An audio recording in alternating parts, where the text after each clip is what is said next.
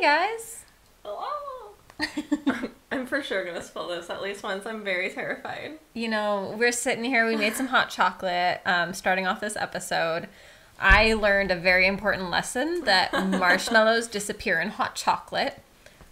Did not know that. Like, I looked down and I said, where did my marshmallows go? They like melt, I guess. This is wild, you guys. In my 28 years of life, I guess I have never had hot chocolate with marshmallows. That's so weird.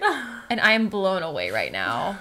Like, this is probably the biggest lesson we'll get out of today's podcast. Not even what we're going to talk about today, but just that my marshmallows dissolve. Marshmallows dissolve in hot chocolate. So welcome to our podcast for the day. Welcome, friends, to episode freaking 20. Yes. 20, aka the last episode of season 1. Mm-hmm. Isn't that crazy? And if you're saying one in Japanese, it'd be ichi. Uno in Spanish. Mm-hmm. Mm-hmm. And the number for the episode, if we're saying 20 in Japanese, would be niju. Wow, look at you. I'm impressing you with my really detailed Japanese skills. I think it's You got to great. 20. But oh my gosh, can't believe we're on episode 20. Yes. End of season 1. We decided Yes. to just wrap it up and then just kind of spend the rest of the year, just, Taking some time, living life. enjoying the Yeah. holidays, having a break, Right. just doing things that make us happy, embracing the fact that it's okay to take a break sometimes, and then come back for season 2 super refreshed and ready to go. Beginning of the new year, 2021. Yeah, maybe our next episode should be our New Year's resolutions, That'd be fun. verbalize, how we're going to take care of ourselves, what are our mental health goals in this next look year. at you brainstorming within episodes. Normally that's how it happens. Yeah, it's not like but- we never ever do this already. Super exciting. So, Yes. Catherine, Yes. how are you doing? I'm doing good. I think that this last week I actually was able to get a lot of work done. This was the last week of the semester at my job. So it's kind of this sigh of relief. We made it through. We got through fall semester. Just always harder than spring semester, right? Yes, because it's new for everyone. We Right. have all the incoming freshmen. They're all new to school. It's their first semester, adjusting to doing college classes and what is Canvas? What are online syllabuses? All of those things. And so we get a lot of panicked new students. Mm-hmm. And then in spring they're okay, I know the drill. I know how this Right. goes. Are they doing in person next semester or is it online still? It's Not still, because Yeah. it's in person right now, right? Yeah, it's the same thing. We're partially virtual, partially in person, depending on the class. And I'm really excited because next semester I get to take classes. Oh yeah, you're doing your Japanese class, Yes, right? That yes. is so exciting. So get ready, guys. I'm going back to being a student. So we're just going to amp up the empathy that I feel for my students because I'm going to be right there with them. That's So- awesome. I'm excited for you. Yeah. I think that'll be good and a lot of fun. Yeah, I'm really pumped for it. But enough about me. Courtney, how have you been this week?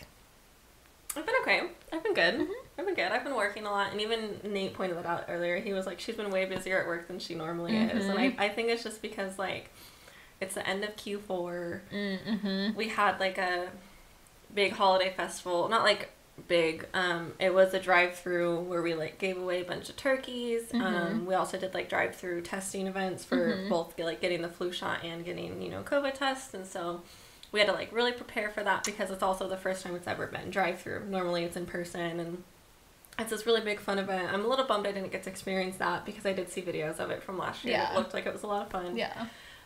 Which I'm surprised I'm saying that. Anything looked like fun at my job. I know, that's a big thing for you to say. I know, I've never but- heard those words come out of your mouth. Well, I do in-person events and Yeah. stuff like that. And it's a kid-friendly event and they have it's really disgusting, but they have this person who dresses up as a giant turkey. And for those of you who don't know, birds are my least favorite or my biggest fear, I guess. And that includes specifically chickens and turkeys. So that part it's not fun for me, but it looked really fun for the kids. Yeah. And they we also partner with a local soccer team here, and they're usually there and they help teach kids how to score goals. And it just Aw. looks like a lot of fun. It's a Yeah. fun little festival, and I'm bummed that I didn't get to do it in person, but That's okay. So yeah, just doing that, and then like wrapping up on Q4. We had like our like big. Anyways, I've just been busy with work. Yeah. So I mean, it's been fine. I feel like I do a little bit better when I'm busier. Mm-hmm. And I've also been making myself busier, just like in my regular day-to-day life, anyways, because I decided to start doing like makeup stuff again, like on YouTube. And I haven't posted anything yet because I've actually been really busy with work, so I haven't had any time to edit, and I wanted to make sure, you know, we got this out. Yeah. But... Which is funny because, so we share a Canva account, and so I get to see all the, like, design things that she does in there for her makeup tutorial things, and then I, like, see the photos that you, like, have created for it and stuff, and I'm like, I can't wait to watch this. I'm like, yeah, she's doing it. I'm so excited. Yeah, and so actually one of the reasons I'm doing that, and we can probably talk about this next season, aka next year, it's so crazy. One of the reasons I started doing it again was because I'm reading this book, and it's called Do What You Love and the Money Will Come. And it's just kind of like really inspired me to just like do stuff that I like really love doing. And if something comes out of it, great. If it's just something I end up doing that I love just because, then great, whatever. So yeah. I started doing that, and so that's been fun. So I've been actually like keeping myself pretty busy. Okay. And I seem to do better when I'm busier. Yeah. Well, and I like what you said about, like, that book and, like, you're making changes and doing things like that. Because I think that kind of transitions us into kind of the topic for today. So throughout this podcast, we've been making a lot of changes, a lot of lifestyle changes, which is great. And we have been enjoying that, like, process and that journey. But not everyone in our lives is always ready or willing to make changes. And it's kind of that thought of, how do you deal with someone, or how do you keep someone in your life and they're not willing to make changes, or they're not ready to make change? And how do you figure out when someone might be ready to make change, and how do you help them with that? And I think it's hard too, especially when it's like someone you're close to and someone that you love, because it's like, you know, that like change could be really good for them, and watching them like sit in the same pattern that is like self-destructive almost, it's just so hard to do, but you know you can't like overstep and like force. And so it's like, what do you do in that type of situation? Yeah. And I think that all of us have kind of that experience of someone in our lives, maybe it's multiple people in our lives, that we're like, you just want to shake them and be like, this change is so important, like you can do this. Like one of my close friends, he's staying with us right now, and I see that in his family, and like he's willing to make changes and he's ready, but the family is not, and so it's a really difficult space to be stuck, like knowing, do I keep pushing, or do I set boundaries and take care of myself? Right. But I love them so much, I don't want to feel like I'm giving up on them. Right. And I mean, even like with LaCroix Boy and myself, like we've all had those points in our families where it's like, I love you, and how do I take care of myself, and how do I still care about you and be ready to be there? It's tricky. Yeah, I was like, when we started talking about like doing this episode, I was like, I don't even know the answer to that, and I don't think there's like a clear, hard set answer. No.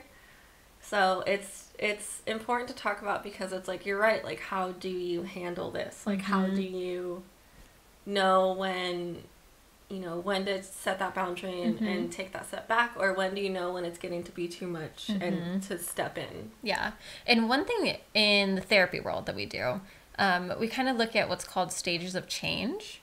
And stages of change is kind of assessing where someone is at in their process of like being ready to make lifestyle changes. So like the first stage is pre-contemplation. So this is where someone doesn't realize there's any issues or any problems. They're totally fine with how their life is going, even though there might be things going on that aren't super healthy or super great. So this can look like, let's say, I'm going to use the example of substance abuse, just because this is from my time in school. This is an easy way to kind of give examples.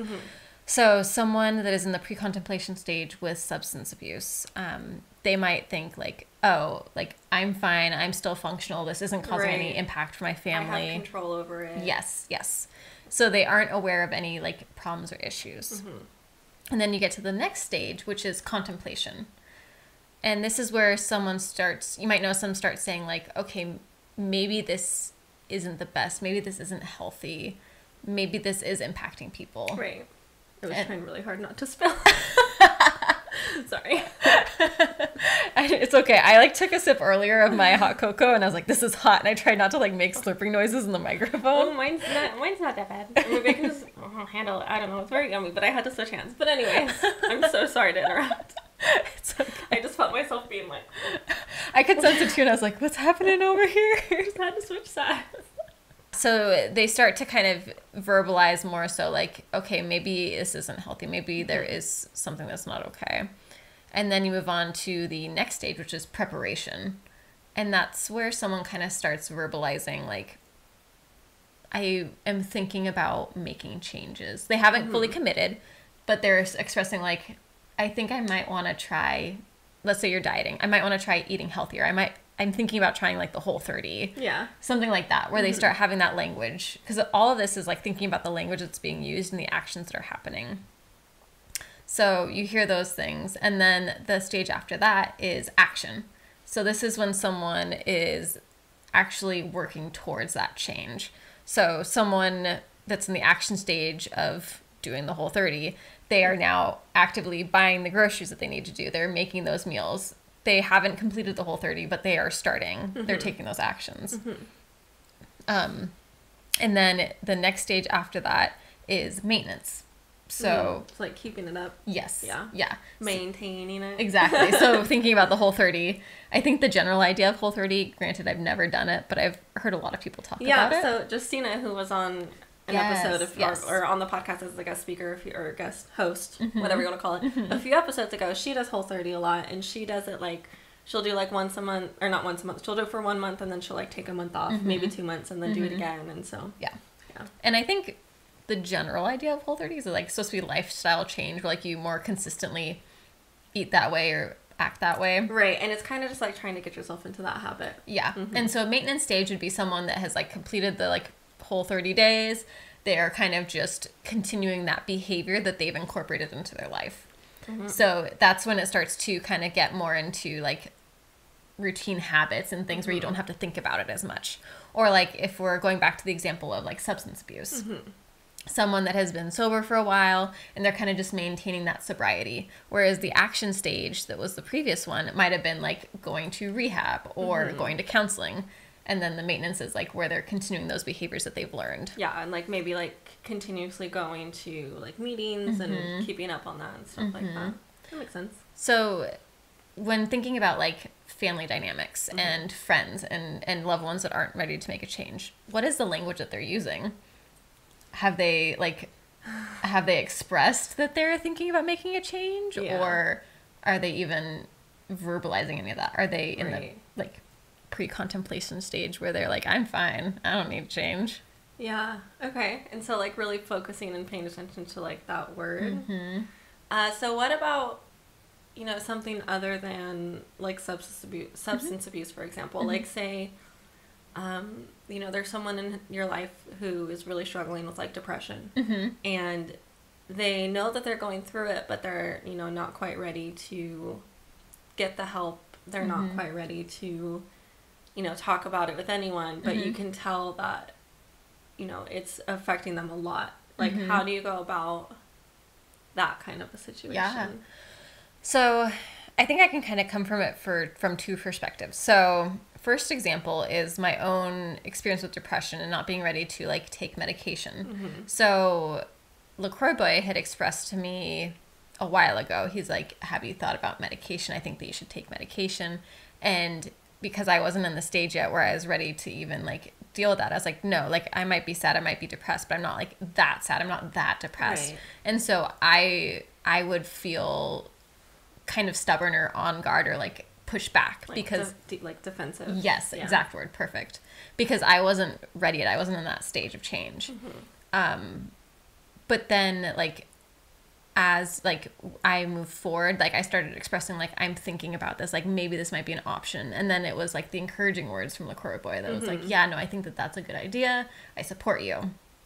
So I think coming from that perspective of like, you can be stubborn because when someone tells you something, it's like, no, don't tell me what to do. I'm my own authority on myself. But I think when you're talking to a friend or a loved one, like with the depression example, I think if they're in that pre-contemplation stage where they're like, I don't have any problems, I don't have anything that's like wrong, like it's not that bad. Yeah. I think expressing like, hey, I've noticed some of these things. I feel worried. Yeah, like expressing that concern. And, you know, I know it's hard because, you know, especially, and I'm just using like TV shows as an example of like, when you watch stuff and, you know, you see someone who's going through something and you go to talk to them and you're like, I'm just coming from a place of love. Like, I want you to get help. But the person still, like, gets either upset or, like, really defensive and is like, well, I don't need help. I'm doing fine. And stuff like that. And I feel like, and, you know, I've never been in that exact situation. A little bit, but not in that exact one. But I feel like after you express that concern and that person like fights back and they're not ready yet, it's like, okay, you can't, like, there's nothing else you can do. You can't like pick them up and throw them over your shoulder and take them to, you know, therapy or rehab or whatever. Make them want to do that. Right. And that's actually a really good point, because there's this other modality in therapy called motivational interviewing. And the whole idea behind it is kind of asking open-ended questions and creating this space where you can find those like moments for change. So like in that moment, they expressed that they weren't ready. But later on, there might be a moment where they're like, man, I'm really sad. I don't like feeling like this. And then you can jump in and be like, hey, what about therapy? Or like, hey, like, have you ever thought about it? Yes. Kind of thing. And exactly. Yeah. And I feel like, you know, those words is really hard to go around, especially when it's someone you're really close to, because you want to just be like, you just go. Like, you don't need, like, you just go. Why aren't you going? And you can get like frustrated, but at the same time, it's like, you can't do that. And it's hard, especially for someone like me, who I'm like, just go. Like, why would you want to like be sad? Like, you know, like, why would you want to do this? And and I know that's like, you know, it's nobody like wants to be sad, and you have to be ready, but it's always just so hard to like watch someone you love like, you know, go through something. And so, and you know, this kind of like works just in life in general too. I'm very like, I want everyone to be like happy and like make good choices. Yeah, because you like love them. You want to see them happy. You want everything to kind of be, you know, fun and enjoyable. Right. And I especially this year, and my therapist has helped me with this a lot, with not being so pushy about stuff. And so I'm really learning how to just like take a step back and just be like, okay, you're not ready to do this? Fine. You don't want to make this decision? Okay. Like, and it's hard sometimes, but it's so it's so important though, like that part, because if you express caring but give that space for people to make their own decisions when they're feeling vulnerable or they're feeling like they might be ready for change, then they're going to come to you because you've given them that space where they don't feel forced, they don't feel pushed. Right. And I think it's really important too to just like make sure that person, you know, whoever they are, just make sure you're expressing like how much you'll be there for them. Like, you're like, okay, you're not ready now, cool, but like, I'm here for you when you are ready. Or, you know, I'm here for you if you ever want to talk, and just making sure they don't feel like the reason that they can't make that life change is because they're alone or anything like that. And I think along those same lines of like creating that space for them to come to you, it also takes some of that pressure off of yourself to be the driving force for change for someone else. Right. Because ultimately, we can only control ourselves. Yes, and my therapist has been telling me that. She's like, you can't make anyone do something they don't want to do. And that's hard for me, because I'm like, but like, I want them to do it. Yes. And like, it's hard to like kind of step out of that thinking of like, okay, but this is someone, you know, obviously like you love them a lot. You want them to be happy, be successful, be making changes that need to be changed, but like, you can't force them. And that may seem like an obvious thing to think, but like, it's a lot harder in practice than it is like just saying it right here. Yeah, and like easier said than done kind of thing. Yeah, I think I had talked about this on an earlier episode, but it's like that best friend that you see that keeps going back to the same crappy type of guys or girls, and you're like, you want to shake them and be like, no, like, don't do that. Like, you know better. Yeah. But again, you can't, like, if you're to go to that friend and be like, you're making shit decisions, like, stop that. They'd be like, you don't know me. Like, why, like, don't come at me like that. Right. And I think it too is like, if you're always like doing stuff and being negative, that person's not going to feel comfortable. And I realized that, like, so this happened with like me and my sister, where she would tell me things and I'd be like, if, for example, like going back to a guy, I'd be like, why are you doing that? Like, you should not be doing that. Like, he doesn't treat you nicely. Like, he's terrible, whatever. And then she like kind of slowly like stopped telling me things. And I was like, why don't, like, you're talking to someone, why don't you tell me? And she's like, Courtney, What do you mean? And I'm like, oh, fuck, I'm so sorry. Yeah. And so, you know, always going in with that, like, negative instead of, like, support and, like, showing them that, like, you know, like, maybe this isn't a great decision, but, like, it is your life. I'm just going to let you fucking do what you want kind of thing. And so, you know, making them, like, taking out the negativity to a point. I mean, obviously, if it's really bad and you need to, and that's actually something else we want to talk about, too, is where, like, on, like, the opposite end, like, when someone is kind of past that point where you know that they need help and it's like they haven't seen it, but it's like really bad and it's like affecting their like day-to-day life. How do you go about that kind of thing? And like you see stuff, and again, I'm just gonna reference TV shows. You see stuff on TV shows and they do like these big interventions. Okay, I'm gonna like, from everything that we're taught in school, the big interventions don't work. No, right. Because that person feels so attacked. Because you think about it, you get in a room where there's like 4 or 5 other people that like all your loved ones, and they're like, hey, you're acting in a shit way. Like, it's all that negative talk. Yes. And so like that doesn't work. So like, how do you go about it when someone, you know, multiple people in their life are concerned and worried and you know that they need help? How do you go about that, I guess? It's tricky. Like, I never said this we don't really know. And this is the thing too, because it has to go back to your own priorities and how much of yourself you're willing to invest and give up. Because sometimes continuing to persistently try and help someone and try and push for change and be there can be draining, and it can deplete your own self. And sometimes it's unhealthy and unsafe for you to continue doing that. And so you have to decide for yourself where your priorities are of, at what point you need to say, I need to set boundaries with this. Like, you know, you continue to make these decisions. And again, that's your life. You're able to do that. And I need to get some separation. I need some space. And I can come back and I can help you later on. But like right now, this is not going to happen. So I guess with that, how do you deal with like that guilt that comes with that? Because I don't know. I think it has to do with reframing it and thinking about it of, it's not that you don't give a shit about the person, it's not that you don't care. Again, you have to be able to do self-care and take care of yourself and replenish to be able to be there and care about someone else. And if you're pushing yourself past that point of being able to care for yourself because you're so invested in helping or changing someone else, it's not healthy. And so coming at it from that lens. Right, because then it's not good for either party. Yes, exactly. And it doesn't mean that you love them any less. It's just they're not in a space for change right now, and you aren't able to force that or have that happen. And that you can think about it as like, I'm holding on to hope for them. I want to be there for them in the future when they are maybe ready for change, and knowing that like I've left things in a way that I know that I had a decent relationship with them, or I left things open where they could come to me later on and talk through things, but in a way that is safe for both of us and healthy for both of us. Right. And so I guess too, and I don't know why I'm like asking all No, I love this. This is fun. But like, so I guess, you know, if you're the person who's in that space, how do you get from, and I know it's all internal and everyone's different, and you know, your answer may be different than my answer, but like, how do you get from each stage type of thing? So for myself, I'm going to go from my own perspective because I think that it's different for everyone. So for me, going from being in a place where I was not ready to take medication, I was like, I'm not that depressed, like all these things. I'm just kind of sad. I'm just sad every day, all day.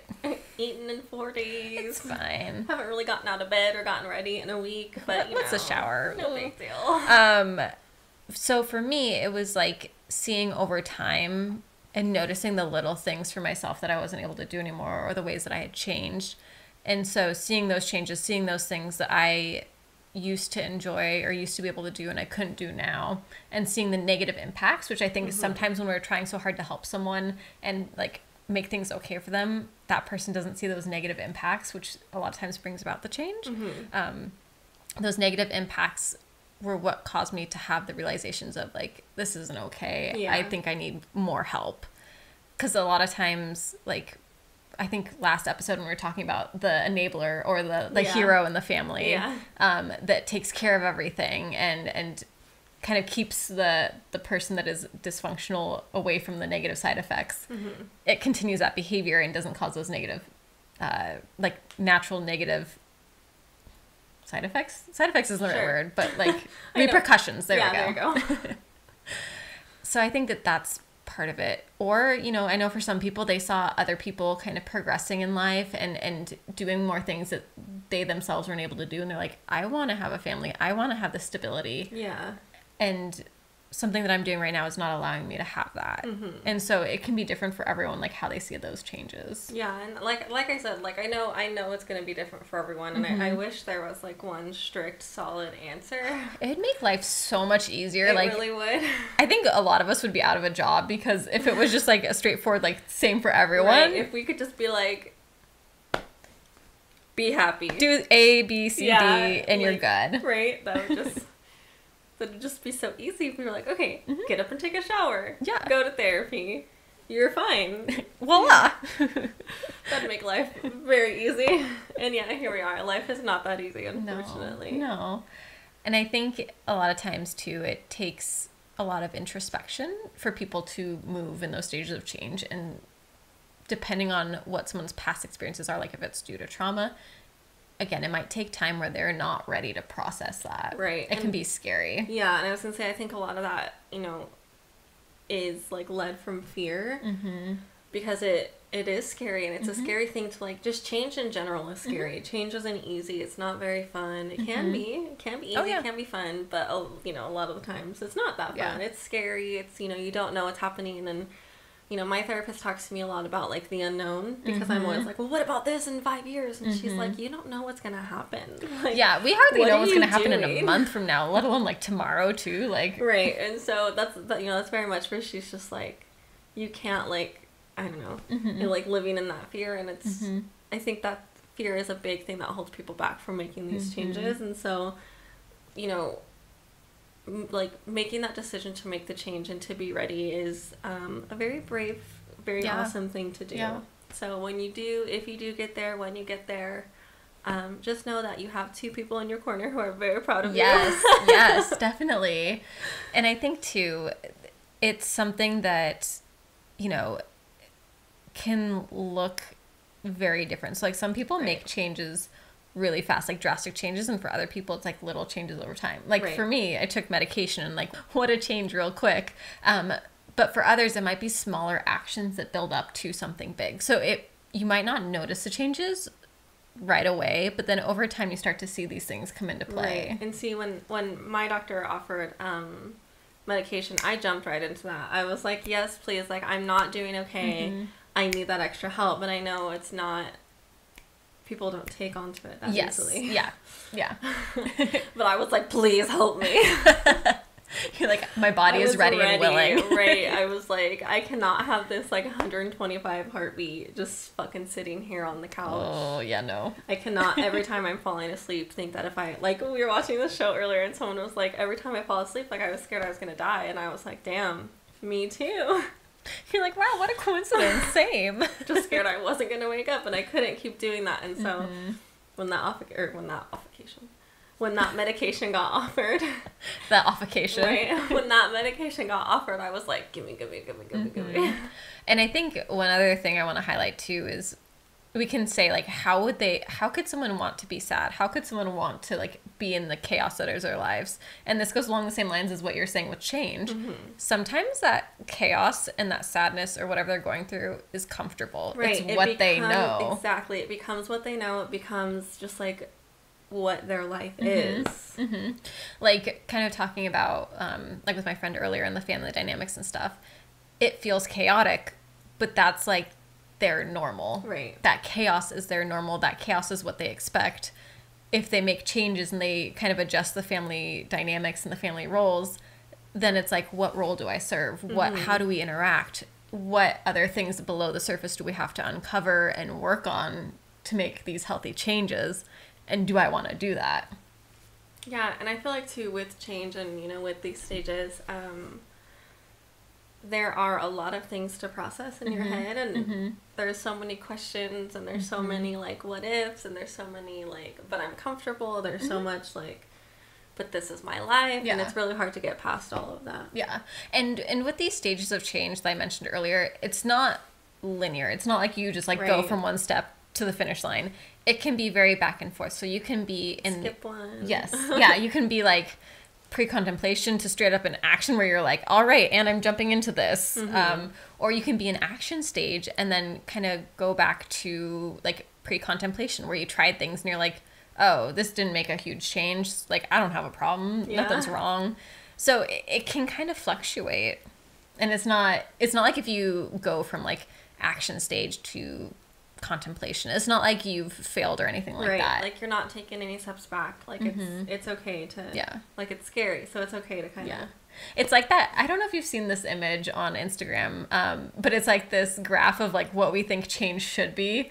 And it's like we think change and like improvement is this like straight diagonal line like going up. And really what it is this like don't, up and down, like and then mountainous back down, and then range. up, and then- Yeah. So... With some like swirls in there too. Right. Like, I feel like nothing in life is truly linear. No. And if it is, please tell us because Sign I me want to up. try that out. Like, I would love something that's just straightforward, black and white. You do this, you take these exact steps, and it's all done, and you're good to go.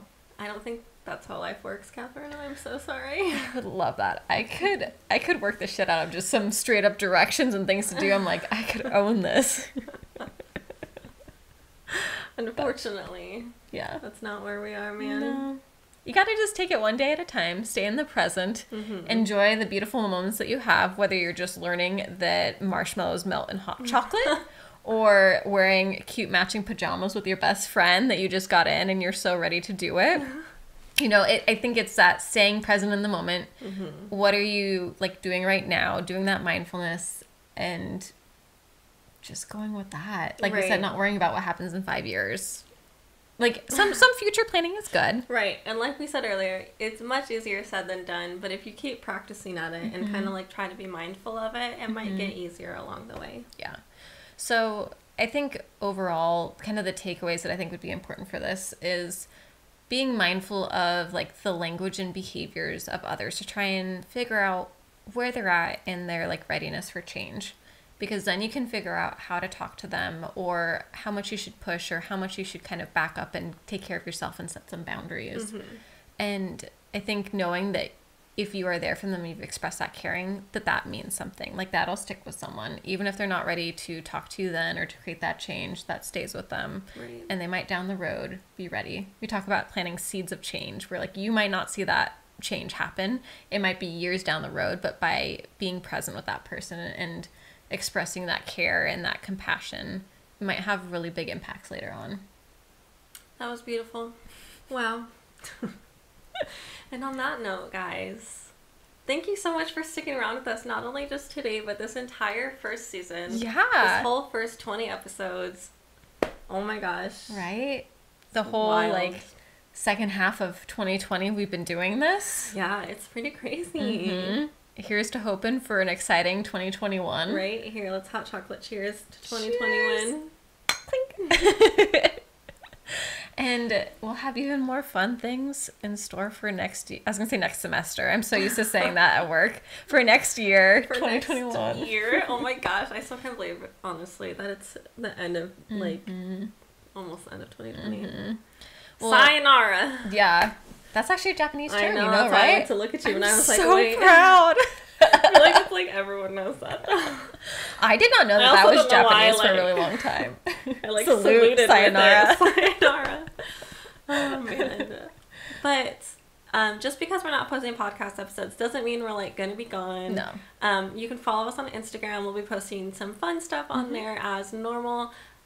We have a couple of like, well, I have the one vlog idea, so we'll probably post that sometime soon on Yes. YouTube if you guys want to watch that. Yes. But make sure you do follow us on Instagram at That's Totally Normal, right?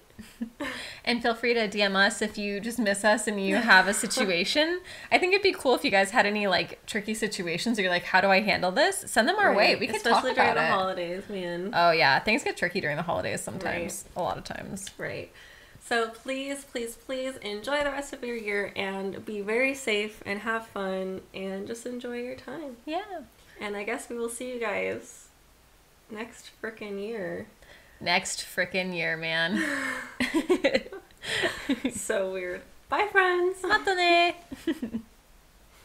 Yeah, my knee is like in pain now from what is happening? I'm stretching out my hips. I mean, neither do I, but I still can't believe you've never had hot chocolate or marshmallows in your hot chocolate before. That's No wonder you put so many in pretty here. wild. Yeah, that's why you gotta put like a whole handful. Oh my god, I'm blown away. Like, who? Who knew that? Everyone. Okay. I need you to not come at me with that sass. Also, are we recording on the camera already? Yep. Oh, okay, cool.